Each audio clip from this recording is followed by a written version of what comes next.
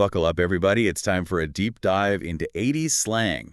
We've got a really fun YouTube video this time from the channel Podcast Speak English. Oh, I like that channel. Yeah, their episode aims to teach English learners some common 80s slang, which I think is going to be a lot of fun to explore. It's always interesting to see how slang can act as a cultural time capsule, you know? Totally. Like, it gives us a snapshot of what was considered cool, edgy, or just plain weird back in the day. Right. It reflects the values, attitudes, and maybe even the anxieties of a particular era. Exactly. And this video sets the scene perfectly. It starts with this dialogue between two cool high school guys. Classic. Yeah, and they're making fun of this dweeb, as they call him, who's got a nice car. Ah, so we've got that classic high school hierarchy already. Oh, for sure. It's like a John Hughes movie in miniature. Oh. And right away, they throw out the term butt ugly to describe the dweeb's appearance. But ugly. Wow.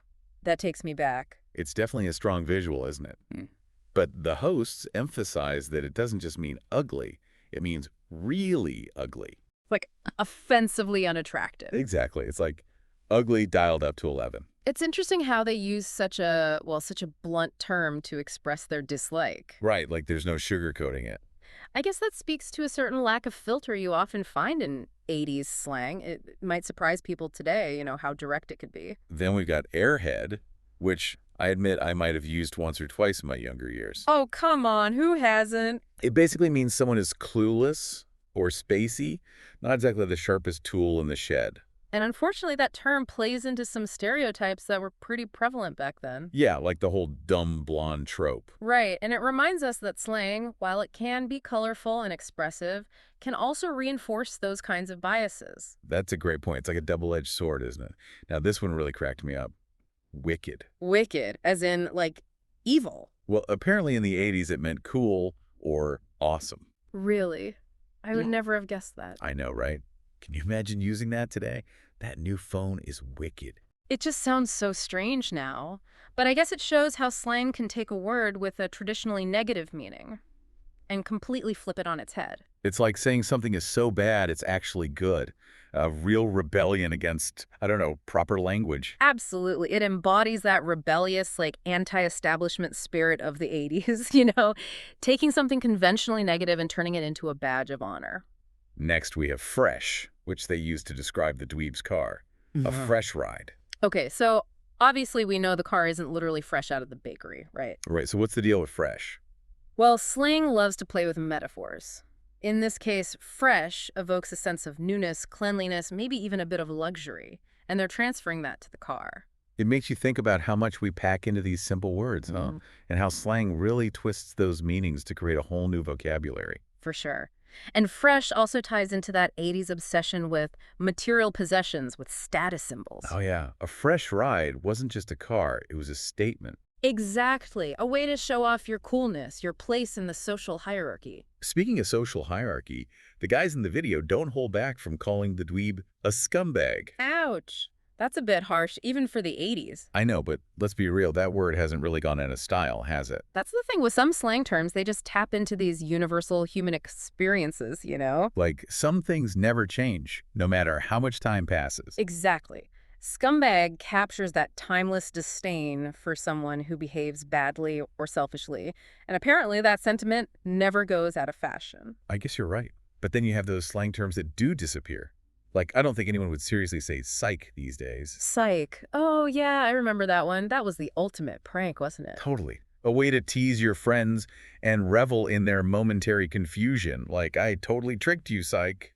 It relied on that element of surprise. Like, you'd catch someone off guard and then, bam, psych. Oh, the memories. I can practically hear myself saying it with that exaggerated tone, like something out of a cheesy 80s movie. Speaking of which, let's move on to some other classic 80s phrases. The YouTube video highlights, shall we? We've got some real gems coming up. Bad to the bone, get with, do the nasty, and the unforgettable don't have a cow. Each one a little window into the 80s mindset. Let's start with Bad to the Bone. Such a classic, right? It just screams 80s to me, like leather jackets, rock and roll, that whole rebellious vibe. It's interesting how they use bad to mean something positive. It's like flipping the script, embracing the unconventional, Bad to the bone suggests a certain coolness, a disregard for the rules. Almost like a confidence that borders on arrogance, like, I'm so cool, I'm practically dangerous. Exactly. And then there's get with, which kind of hints at a more casual approach to relationships than maybe previous decades, Definitely, and like it implies a certain informality, a focus on physical intimacy. reflecting those changing social norms around dating and relationships.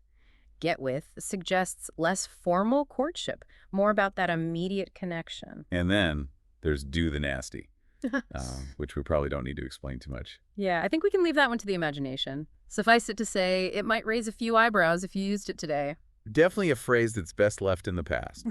But it does show how language evolves, Yeah. right? What was cool then might sound completely ridiculous or even offensive now. It's a good reminder that language is always in flux. And speaking of phrases that have become relics of the past, we can't forget "don't have a cow." Oh man, don't have a cow. Thanks to The Simpsons, that phrase is practically a pop culture icon now. It's funny how a phrase can completely transcend its original context. Don't have a cow has become shorthand for that over-the-top kind of melodramatic reaction. It's like a gentler way of saying, calm down, it's not that big of a deal. Exactly, and it has that playful, humorous quality to it, which is probably why it's stuck around. So we've seen how some 80s slang has faded away, while others like scumbag are still going strong. But the YouTube hosts point out something I found interesting. Some terms like bad to the bone and psych were already considered dated by the end of the 80s. Really? Even back then? Yeah, it's wild, right? It just shows how quickly slang can evolve. What's in one year can be out the next. It's all about staying ahead of the curve, which is why slang is often driven by younger generations. They're the ones pushing the boundaries, Yeah. which makes you wonder what slang words we use today might sound totally outdated to future generations. Ooh, that's a fun thought experiment. What will our bad to the bone be? Our psych? Exactly. Like, can you imagine future historians trying to decipher the meaning of yeet or slay? Will they even know what we mean by adulting? It's mind-boggling to think about. It really highlights how language is always evolving. What we consider normal or acceptable today might sound totally different in the future. Absolutely. Language is never static. That's what makes studying it so fascinating. Speaking of which, the video focuses on the slang of those so-called cool kids, but it made me wonder, did everyone in the 80s talk like this? Was it really universal, or was it more specific to certain groups? That's a great question. It's important to remember that language is never monolithic. Right, like, were the nerds and dweebs using the same lingo as the cool kids? I highly doubt everyone in the 80s was walking around saying psych and don't have a cow. Slang is often used to signal belonging, to mark yourself as part of a particular group. So it's likely different social groups had their own distinct slang. Like a secret code. You had to be in the know to understand. Exactly. And that's a big part of what makes slang so powerful. It allows people to create a sense of community, a shared identity. Like you're saying, we're different. We have our own way of speaking, our own way of seeing the world. So as we wrap up this exploration of 80s slang, I want to turn the conversation over to you, our listener. What are your takeaways from this deep dive? What stood out to you about the slang we've discussed? Did any of them surprise you, make you laugh, or maybe even cringe a little? We'd love to hear your thoughts. Yeah, it's like, were you around in the 80s? If so, did you use any of these terms?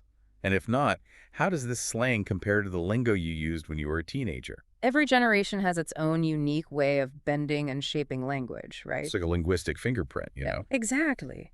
Which makes you wonder, what slang do you use today that might sound totally bogus to future generations? Can you imagine historians in the future, like, trying to decipher the meaning of yeet or slay? It's a fun thought experiment. It really is. And if you want to experience the full 80s awesomeness, I highly recommend checking out that original YouTube video you sent us. Yeah, you'll get to hear the dialogue in all its glory with the authentic 80s pronunciation. Maybe even pick up a few new, or should I say old, phrases. As we wrap up this totally rad deep dive, remember, language is a journey, not a destination. It's constantly evolving, adapting, surprising us with its creativity. So stay curious, keep exploring, and maybe you'll even invent the next slang term that future generations will be analyzing. Until next time. Stay bodacious.